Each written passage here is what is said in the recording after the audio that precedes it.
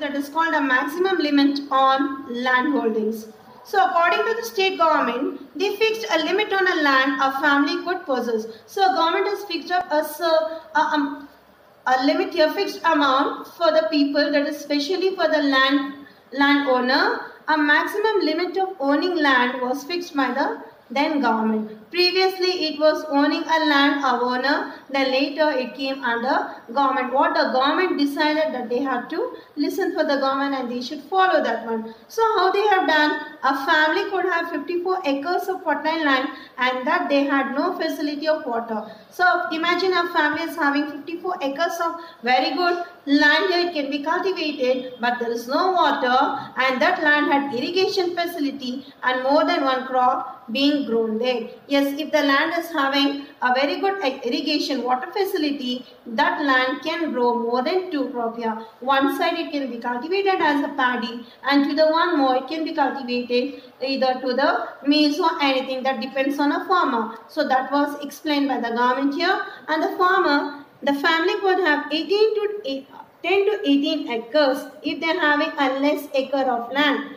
And if it is irrigated land, only one crop can be cultivated. If there is more acres of land, very fertile, very good land, irrigation land here, they can cultivate too. If they have 18 to 20 acres, just only one crop can be cultivated. And each family could have maximum 27 acres. So how nicely the government has made explain for the landholders. That means each family will have maximum 27 acres of land. That was given in the year 1977. That is Enam Cancellation Act also came into existence. So this happened during 1974 year. Later, in the year 1977, Enam is nothing but the gifted property that was given by the kings, that was cancelled in the year 1977 year.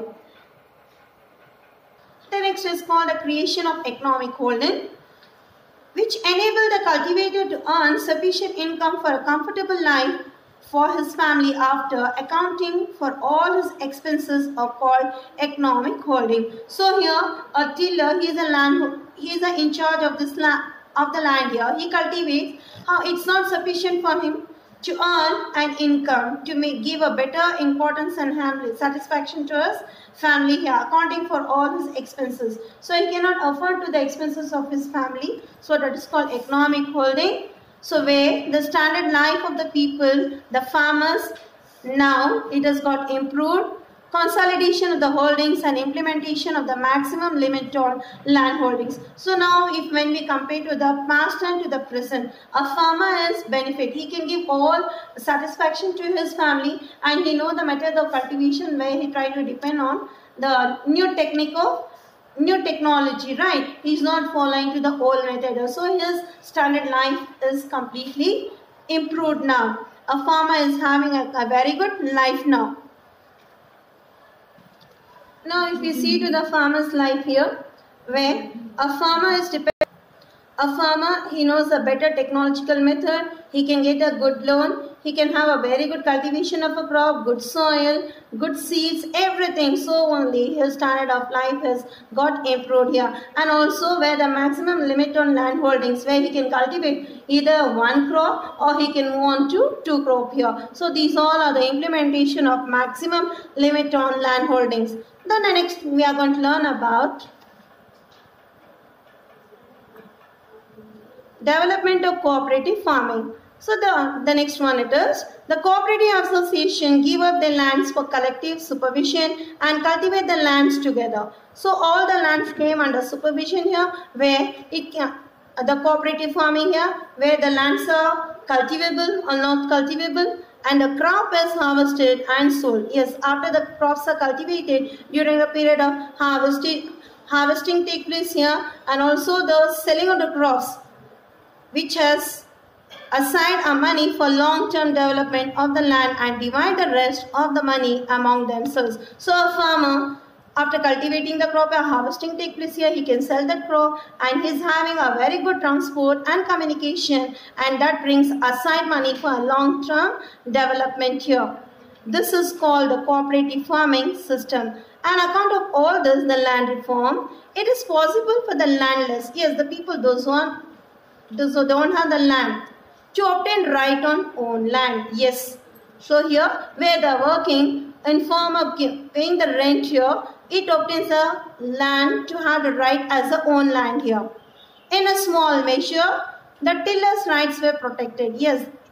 So they know the method of cultivation, they have the right here, so they own an opportunity that the land belongs to them. The farmers could get at least a small amount of profit through the cooperative farming system. So these farmers, they know better to cultivate the crop here, so they are the people to earn a small amount of profit under the cooperative farming society. And this system could not generate more support from people. So as this, only few people they got it this opportunity, but most of them they didn't get the support from the people, that is to the development of cooperative farming.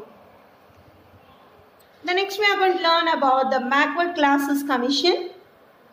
This is an Indian history, has inequality. So we know in our India we have different caste people, right?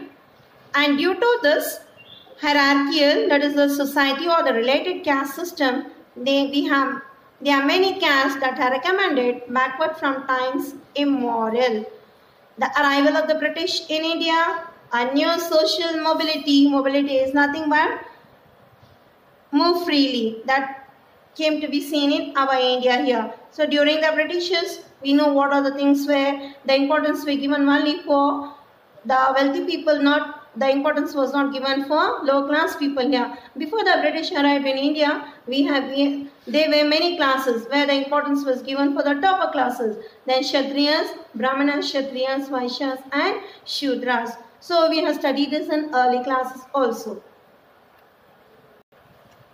So under the British system, all people irrespective of the caste or class could avail English education. So when the British people were ruling over India, that time we had an English education system here, and people could get a new opportunity in the British government. That is, the non-Brahmins received education, and there was a new awakening in them. Though they were majority, they were not suitably represented in government job. Hence the non-Brahmins like Sahuka Chennaya, M. Basavaya and others, they all belong to the non-Brahmin movement in Mysore province. So when British people were ruling over India, they are the people to give an importance for the English education. It awakened the life of the peer. It awakened a chapter in history. But most of the people were denied to go through this English education. There were majority people, they wanted to go for this English education here.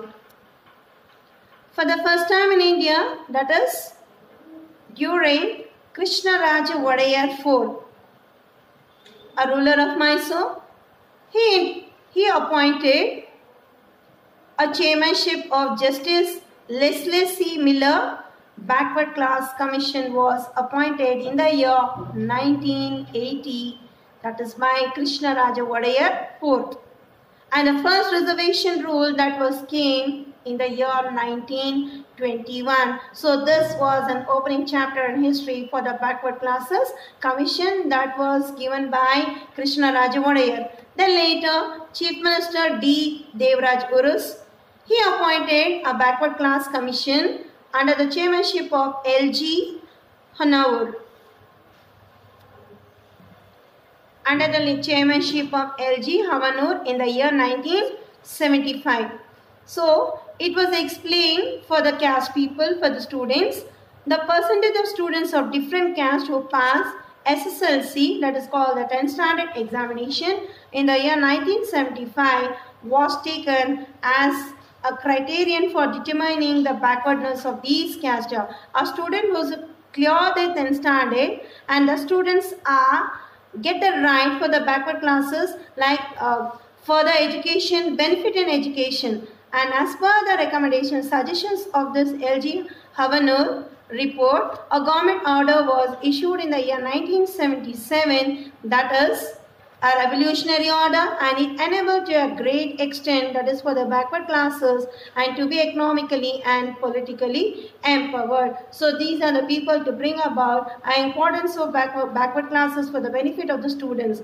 And the order was consisted contested in the Supreme Court. So these people, they brought this commission here, and later the order was contested in the Supreme Court. It was mentioned in Supreme Court also. The Karnataka government gave assurance for all the deficiencies in the report would be rectified. Yes, the state government, in the sense that the Karnataka government, it gave a much importance towards this.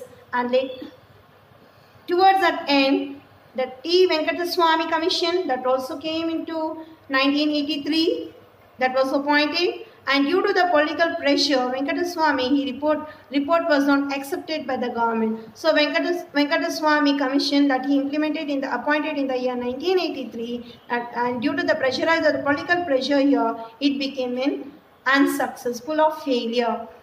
And later, the period of Chief Minister Ramakrishna Hegde, again is a second group.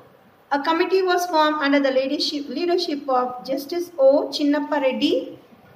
Again, the suggestions on this committee was implemented due to political pressure. What happened in the year 1983? They wanted to bring as a good benefit for the people here. So later, the suggestions by the committee by Chinnappa Reddy was not implemented due to political pressure. Some said yes, but there was not good cooperation among all this political people here. And all the reservation policies that issued with regard to the backward classes till now have been only compromises and have not based on any recommendation of a scientific study here. So now to the present, if you see, still the issue matters are going on about this backward classes. And there are many compromises. One say yes and one say no. For whom to get followed here? What the suggestions are mentioned before 1983, the government is following to that suggestion itself. I hope you follow this video, children. Thank you.